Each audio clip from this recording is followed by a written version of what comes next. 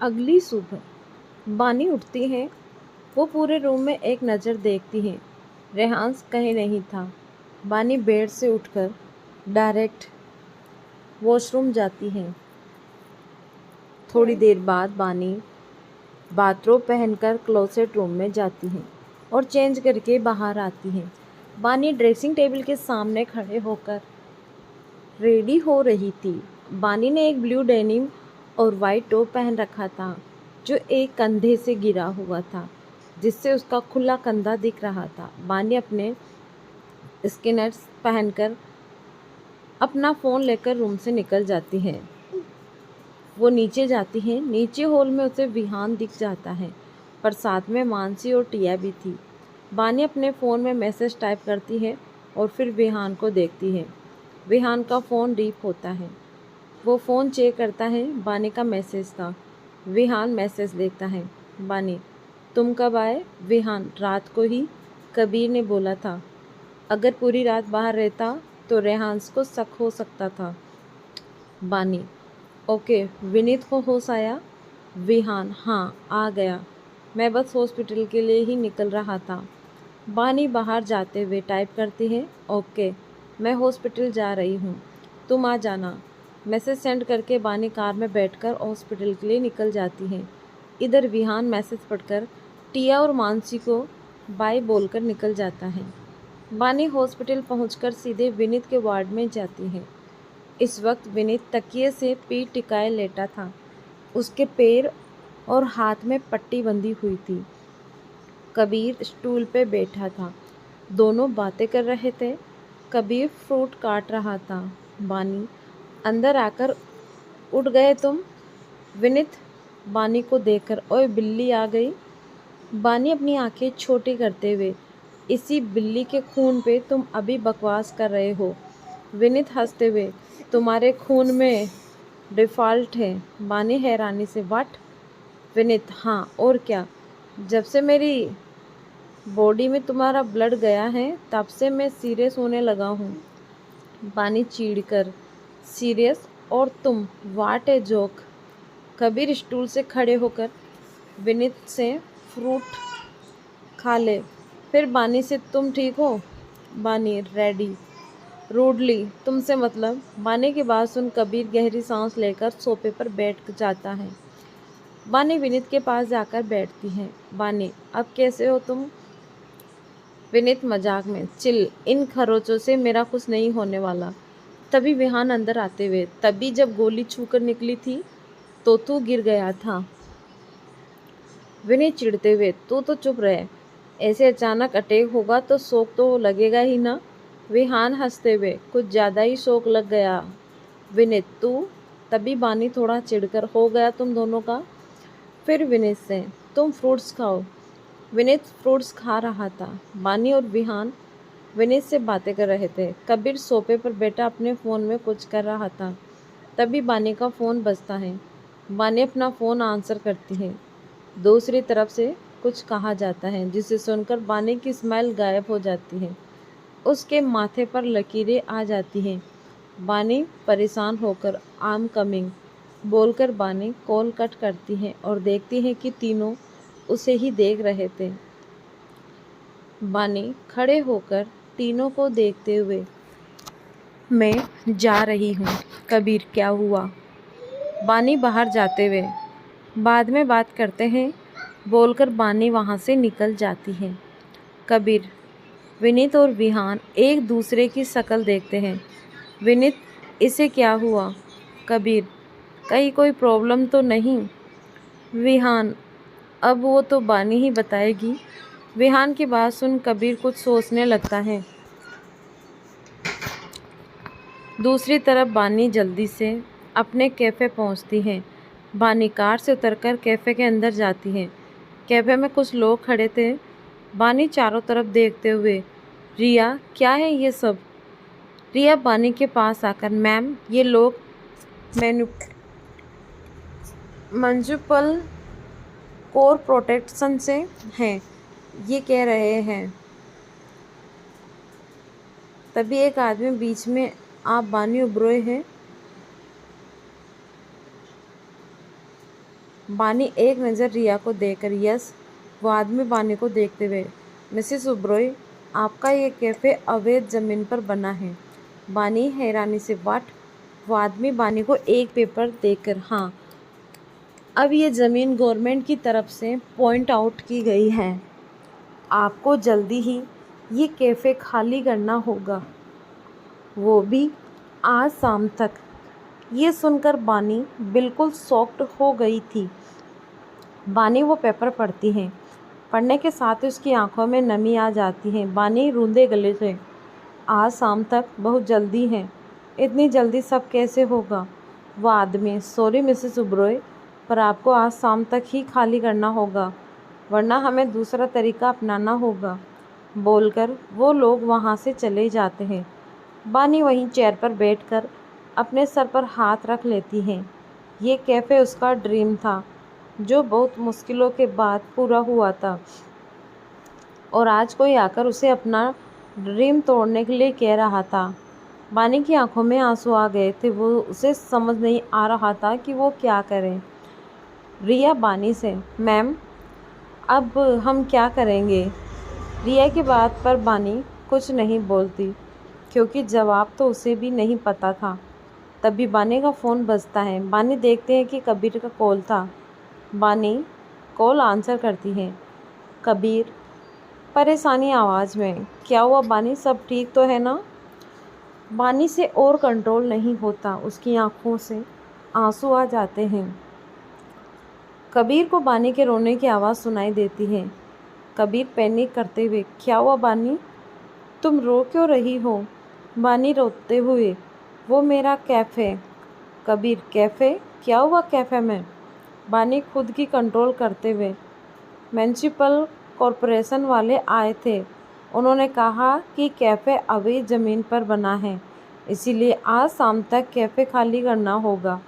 कबीर हैरानी से, क्या? बानी, रिलैक्स, मैं इस बारे में पता करता हूँ, बोलकर कबीर कॉल कट कर देता है। बानी अपना फ़ोन टेबल पर रखकर वहीं बैठी थी। ऐसे अचानक इतनी बड़ी प्रॉब्लम आने से उसका दिमाग ब्लैंक हो चुका था। उसे समझ नहीं आ रहा था। रिया ने आज कैफ़े क्लोज का बोर्ड लगा दिया था। करीब 1 घंटे बाद कबीर का फिर से कॉल आता है। बानी जल्दी से कॉल आंसर करती है। कबीर निराश भरी आवाज़ में, सॉरी बानी, पर वो ज़मीन सच में अवैध है, तुम्हें वो खाली करना पड़ेगा, हम कुछ नहीं कर सकते। ये सुनते ही बानी की रही सही उम्मीद भी टूट जाती है। बानी बड़ी मुश्किल से ओके बोलकर कॉल कट कर देती है और उठकर सीधे अपने केबिन में जाकर बैठ जाती है। उसके दिमाग में कुछ नहीं आ रहा था। ऐसे ही दिन निकल जाता है। शाम के 5 बजने वाले थे। बानी खिड़की से बाहर देख रही थी। तभी रिया उसके केबिन में आती है। रिया, मैम। बानी मुड़कर रिया को देखती है। बोलो। रिया जल्दी से, मैम, रेहान सर हमारी हेल्प कर सकते हैं। ये सुनकर बानी रिया को देखती है। रिया, मैम, वो आपके हस्बैंड है, और सबसे बड़ी बात, ये सब उनके कंट्रोल में है, तो वो हमारी हेल्प कर सकते हैं। हो सके तो आप एक बार बात कर लीजिएगा, क्योंकि वो लोग आने ही वाले होंगे, बोलकर रिया चली जाती है। बानी अपना फ़ोन उठाती है और कुछ देर सोचकर रेहांस को कॉल करती है। फ़ोन आंसर होता है। बानी धीरे से, हेलो। रेहान सर्द आवाज़ में, क्या हुआ वाइफी? बानी लड़खड़ाती आवाज़ में, नीड योर हेल्प। रेहान सर्द आवाज़ में, हेल्प? वाइफी, इसके लिए तुम्हें ऑफिस आना पड़ेगा, बोलकर रेहान कॉल कट कर देता है। बानी कुछ पल अपने फ़ोन को घूरती है और फ़ोन टेबल पर रखकर कुछ सोचने लगती है। फिर थोड़ी देर के बाद केबिन से निकल जाती है। बानी कैफ़े से बाहर आकर अपनी कार में बैठकर वहाँ से जल्दी ही निकल जाती है। थोड़ी दूर जाकर बानी की कार रुक जाती है। बानी फ्रस्ट्रेट होकर कार से बाहर निकलती है और आसपास देखती है। बानी थोड़ा आगे जाती है, तभी उसका पैर मुड़ जाता है और वो गिर जाती है। इसी के साथ बारिश शुरू हो गई थी, वो भी मुंबई की बेमौसम बरसात। इन सब में बानी का रोने का मन कर रहा था। गिरने की वजह से बानी की कोहनी छिल गई थी और पैर में भी दर्द हो रहा था। बारिश का पानी उसे भिगा रहा था, साथ ही उसकी आंखों से आंसू बह रहे थे। बानी थोड़ी हिम्मत करके खड़ी होती है और वापस कार में जाकर कार में अपना फ़ोन ढूंढती है। जल्दी निकलने के चक्कर में बानी अपना फ़ोन लेना भूल गई थी।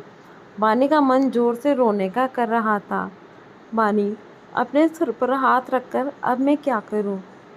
लकली लकली बानी को थोड़ी देर में लिफ्ट मिल जाती है। बानी कुछ देर में ओबरॉय इंडस्ट्री पहुंचती है। बानी डायरेक्ट रेहांस के केबिन में जाती है। बानी चारों तरफ देखती है। रेहांस इस वक्त अपने केबिन में बने मिनी के साथ खड़े होकर वाइन पी रहा था। रेहांस की पीठ बानी की तरफ थी। बानी कपी थी आवाज़ में, रेहांस।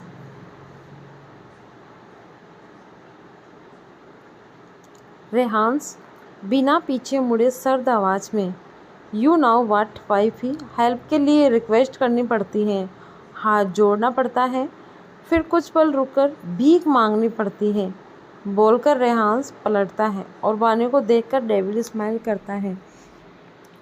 बानी अपने घुटनों के बल सर नीचे करके बैठी थी। उसने अपने हाथ जोड़ रखे थे, आंखों से लगातार आंसू बह रहे थे।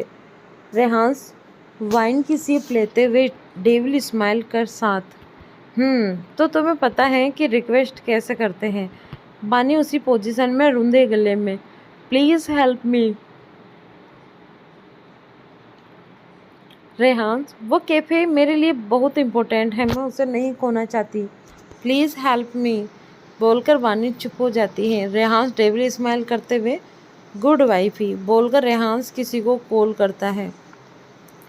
रेहांस ऑन कॉल, कैफ़े के पेपर्स सही कर दो एंड फ्यूचर में भी कैफ़े को कुछ नहीं होना चाहिए, बोलकर रेहांस कॉल कट कर देता है। वही रेहांस की बात सुनकर बानी सर उठाकर हैरानी से रेहांस को देखती है। बानी हकलाते हुए, ये सब तुमने ही किया है ना? रेहांस डेविल स्माइल करते हुए, तुम्हें मेरे अलावा और कौन तकलीफ़ दे सकता है वाइफी? रेहांस की बात सुनकर बानी को बहुत गुस्सा आता है। वो जल्दी से खड़े होने की कोशिश करती है, पर तभी उसके पैर में दर्द की तेज़ लहर आती है। बानी वहीं गिर जाती है और उसके मुंह से आह निकल जाता है। ये देखकर रेहान जल्दी से बानी के पास पंजों के बल बैठता है। रेहांस बानी का पैर छूते हुए, कैसे लगी? बानी अपने पैर को पकड़ते हुए, तुम्हारी वजह से लगी है, तुमने ही कहा था ना ऑफिस आओ। बानी की बात सुन रेहांस कुछ नहीं बोलता। वो बानी को गोद में उठाकर सोफे पर बिठा देता है और एसी ऑफ कर देता है। बानी भीगी हुई थी, उसे बहुत ठंड लग रही थी। एसी में रेहांस बानी के स्क्रीस खोलकर बानी का पैर देखता है।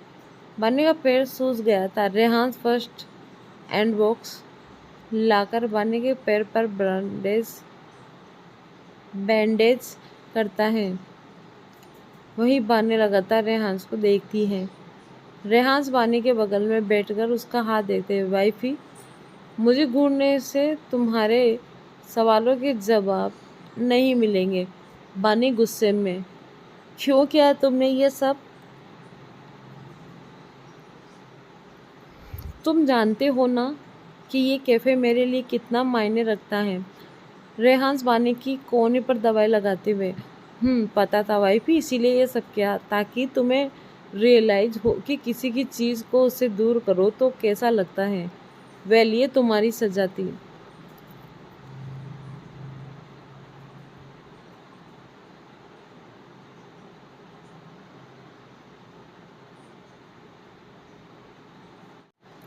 रेहांस बानी की कोहनी पर दवाई लगाते हुए, पता था वाइफी, इसीलिए ये सब किया, ताकि तुम्हें रियलाइज़ हो कि किसी की चीज़ को उससे दूर करो तो कैसा लगता है। वेल, ये तुम्हारी सज़ा थी। बानी हैरानी से, तुमने ये सब किसी लिए किया? क्योंकि तुम मुझसे कल का बदला लेना चाहते थे।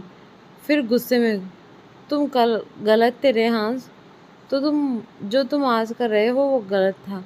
रेहान अपने रुमाल से बानी का चेहरा पोंछते हुए सर्द आवाज में, मैंने अच्छे बनने का ठेका नहीं लिया है।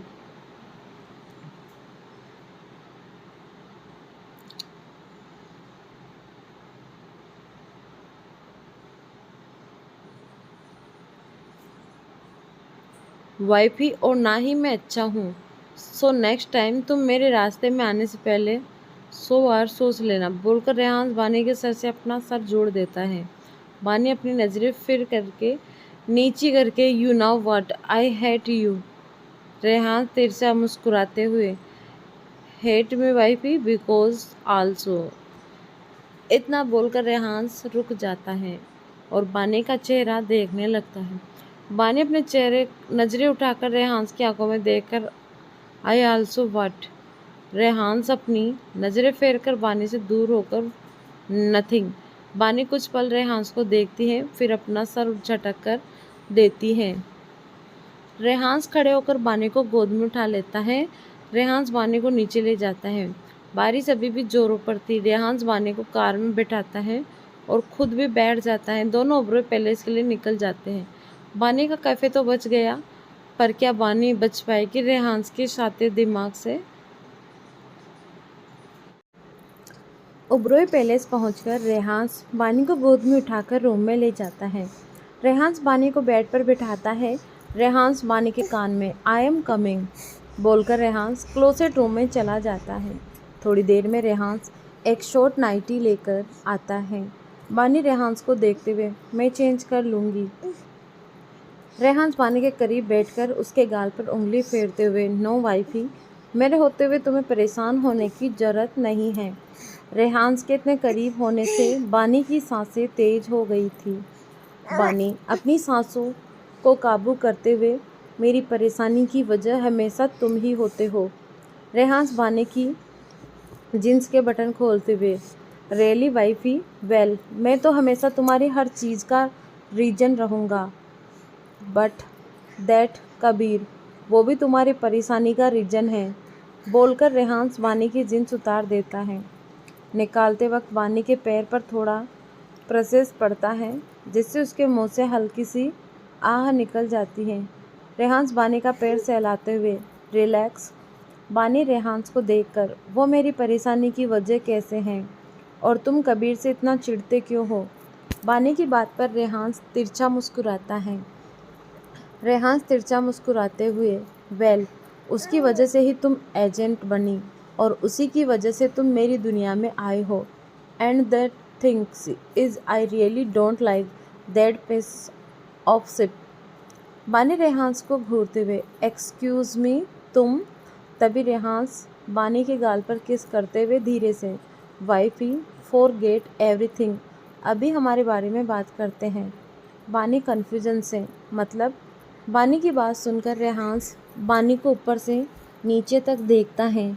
रेहान के ऐसे देखने से बानी को ध्यान आता है कि अभी वो किस पोजीशन में थी।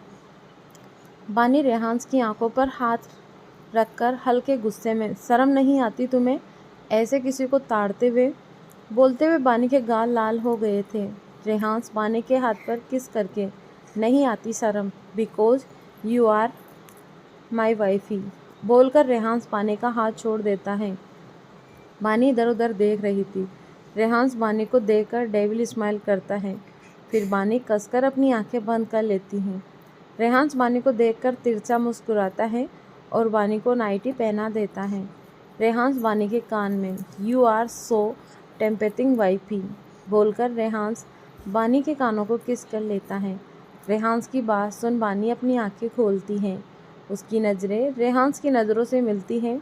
दोनों के चेहरे अभी बहुत पास थे। दोनों की नोज़ टच हो रही थी। रेहान थोड़ा झुककर बानी के होठों पर अपने होठ रख देता है। इसी के साथ बानी की आंखें बंद हो जाती हैं।